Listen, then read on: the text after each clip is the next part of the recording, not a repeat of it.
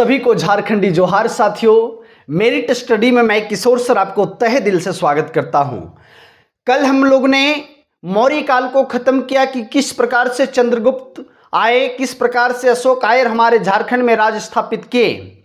आज हम लोग करेंगे मौर्योत्तर काल। इस मौर्योत्तर काल में हमारे झारखंड में क्या प्रभाव पड़ा, किस प्रकार की सिक्के हमारे झारखंड में प्राप्त हुई। जी हाँ साथियों, आज हम बताएंगे आपको कि किस प्रकार से हमारा झारखंड विदेशी आक्रमणियों के अधीन था, किस प्रकार से यहां पे व्यापारिक मार्ग चलता था। सभी लोग एकदम लंबे समय तक बने रहिएगा, वीडियो को स्किप करके नहीं जाएंगे आप लोग। अगर आपको रियल में जेएसएससी की तैयारी करनी है, दरोगा, झारखंड पुलिस, उत्पाद पुलिस, कार्यकर्ता, जेटेट, वनडे, झारखंड का कोई भी एग्जाम्स हमेशा क्वेश्चन बना है, तो सभी लोग आप लोग क्या करेंगे, पढ़ेंगे। देखो बाबू, नहीं पढ़ने का आदत मन करता है फिर भी आपको पढ़ना पड़ेगा, मजबूरन पढ़ना पड़ेगा, बिना पढ़े कुछ नहीं होगा। बात समझ गए? हाँ। और जिनको पढ़ना है वो तो पढ़ेगा, जिनको नहीं पढ़ना है मत पढ़ेगा, चले जाओ छोड़ करके, चैनल को स्किप करके। लेकिन जिसको पढ़ना है, इससे अच्छा कंटेंट आपको नहीं मिलेगा कोई भी यूट्यूब क्लास में। हम डायरेक्ट ये खुली चुनौती देता हूं, अगर कोई पढ़ाया है, अरे पेड पढ़ाया होगा, मैं फ्री पढ़ा रहा हूं, फ्री। ठीक, चले आज हम लोग बात करते हैं मौर्योत्तर काल। क्या बात करते हैं? मौर्योत्तर काल। मौर्योत्तर काल की बात करते हैं तो पहले समझो ये मौर्योत्तर काल क्या है। मौर्य काल के बाद जहां पर ये उत्तर मिलेगा ना, चाहे गुप्तोत्तर काल, मौर्योत्तर काल, उत्तर मुगल काल, बात समझ रहे हैं? मतलब मौर्य काल के बाद की काल है। इस काल में जो है ना धीरे धीरे क्या होना शुरू हो गया था, पतन होना शुरू हो जाता है। मौर्य काल तो बहुत बड़ा साम्राज्य था, चंद्रगुप्त मौर्य के समय, अशोक के समय, लेकिन वो धीरे धीरे क्या होने लगा, पतन होने लगा। और जब पतन होने लगा तो इसी काल का नाम क्या दिया गया, मौर्योत्तर काल। क्या नाम दिया गया? तो पतन की काल जो होती है वो उत्तर काल होती है। कौन सी काल? बाद की काल होती है। उत्तर मतलब बाद, उत्तर मतलब बाद। बात समझ में आ गया? हम लोग झारखंड के संदर्भ में देख रहे हैं कि मौर्योत्तर काल, अगर इस मौर्योत्तर काल की बात करते हैं तो पूरे भारत में, पहले भारत को हम लोग जानते हैं, पूरे भारत में जो है ना आक्रमणकारी, अरे मौर्योत्तर काल में क्या हुआ, हमारी शासक कमजोर पड़ने लगी। तो कमजोर पड़ने लगी तो बाहरी लोगों को क्या मिल गया, मौका मिल गया भारत में आक्रमण करने का। तो इसीलिए इस काल को मौर्योत्तर काल कहा जाता है। अब भारत में क्या हो गया, शासक क्या हो गया, कमजोर पड़ गया। जब कमजोर पड़ा तो विदेशी आक्रमणकारी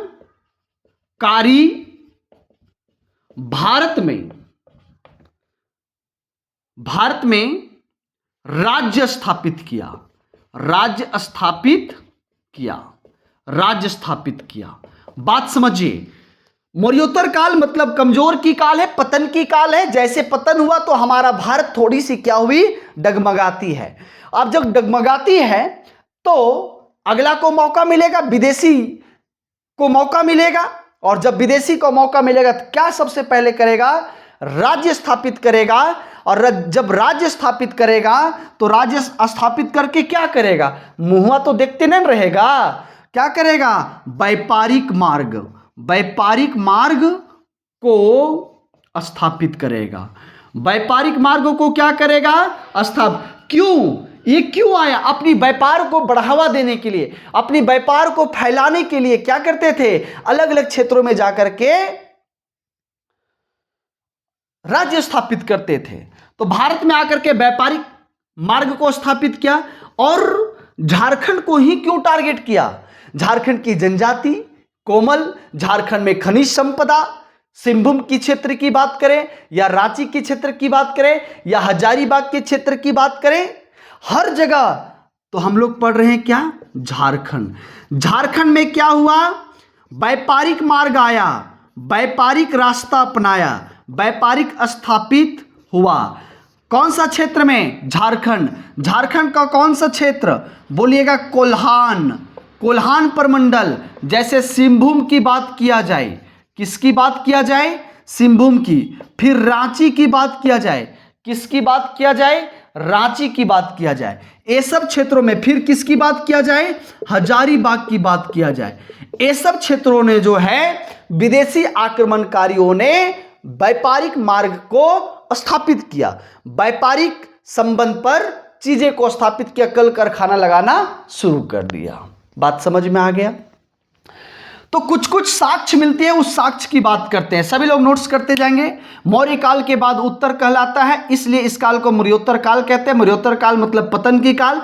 पतन की काल हुई मतलब शासक क्या हो गया, कमजोर पड़ गया। और जब कमजोर पड़ गया तो क्या हो गया, विदेशी आक्रमणकारी भारत में राज्य स्थापित किया। राज्य स्थापित किया तो मुंह नहीं देखेगा, क्या करेगा, व्यापारिक मार्ग स्थापित होगा। व्यापारिक मार्ग स्थापित सबसे पहले झारखंड में, क्यों, क्योंकि यहां पे क्या था, खनिज था।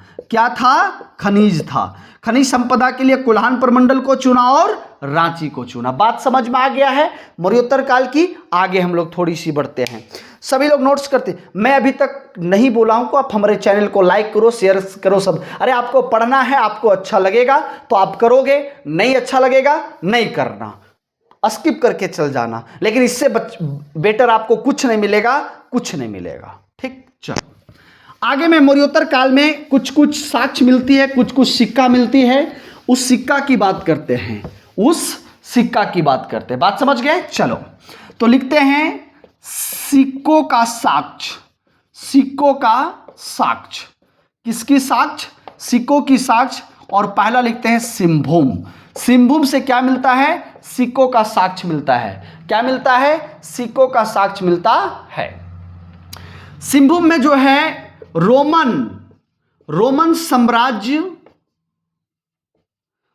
साम्राज्य का सिक्का प्राप्त हुआ।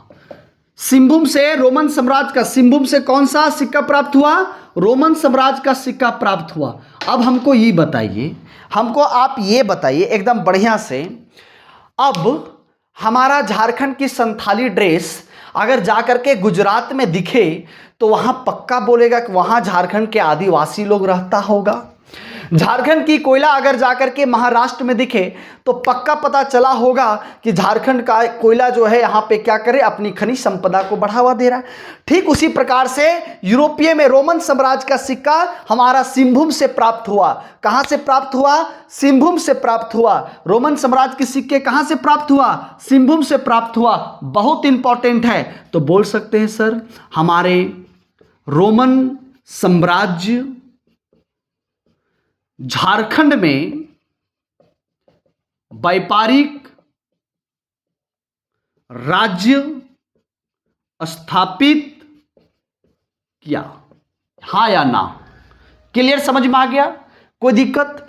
इसी के चाईबासा का ही एक भाग है, सिंहभूम का एक भाग है चाईबासा। चाईबासा का नाम सुने आप लोग। चाईबासा इंडो-सिथियन का सिक्का मिला था। किसका सिक्का मिला था, इंडो-सिथियन का सिक्का।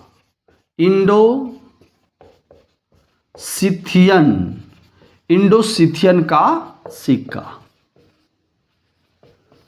इंडो-सिथियन का सिक्का कहां से मिला, चाईबासा से मिला। मतलब ये भी हमारे, ये सब विदेशी है, सब क्या, रोमन साम्राज्य, इंडो-सिथियन साम्राज्य सब विदेशी है, जो हमारे झारखंड में क्या किया, व्यापार किया।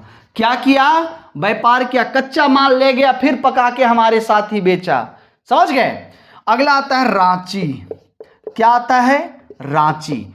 बहुत ही इंपॉर्टेंट है रांची। कुषाण कालीन सिक्का मिला। यहां पे क्या मिला, कुषाण कालीन सिक्का। यहां से क्या मिला, कुषाण कालीन सिक्का। कुषाण काल का झारखंड में रांची से क्या मिलता है, सिक्का मिलता है। तो जब कुषाण कालीन सिक्का मिला तो बोल सकते हैं सर यहां किसका राज्य चला होगा, कनिष्क का। कनिष्क का, किसका राज चला होगा, कनिष्क का। यहां पे कौन शासन किया होगा, कनिष्क का। मतलब बोल सकते हैं कि झारखंड में कनिष्क का प्रभाव भी था। झारखंड में किसका प्रभाव भी था, कनिष्क का भी प्रभाव था। यह था हमारा मौर्योत्तर काल। ये था हमारा मौर्योत्तर काल। मौर्योत्तर काल मतलब पतन की काल। यहाँ की राजा कमजोर पड़ी, विदेशियों का मौका मिला, विदेशी कंपनी स्थापित की, व्यापारिक मार्ग बढ़ाया, झारखंड को टारगेट किया। झारखंड में सबसे पहले सिंहभूम से कहा क्या मिला है, रोमन साम्राज्य का सिक्का, मतलब रोमन साम्राज्य के झारखंड में क्या क्या है, व्यापारी स्थापित किया है। फिर चाईबासा से इंडियो सिथियन का सिक्का मिला है। फिर रांची से कुषाणकालीन सिक्का मिला, मतलब कनिष्क का भी प्रभाव हमारे झारखंड में अच्छा खासा पड़ा। क्या आपको ये मौर्योत्तर काल समझ में आया? इसके बाद आप नहीं पढ़ना, क्योंकि इससे ज़्यादा नहीं पूछा जाएगा आपके एग्जाम्स में। क्लियर है? तो आपको वीडियो कैसा लगा, मौर्योत्तर काल आपको समझ में आया या नहीं आया, कमेंट करके प्यारा सा कमेंट करेंगे। सभी लोग लाइक शेयर जरूर करेंगे। चलें तो क्लास को समाप्त करते हैं।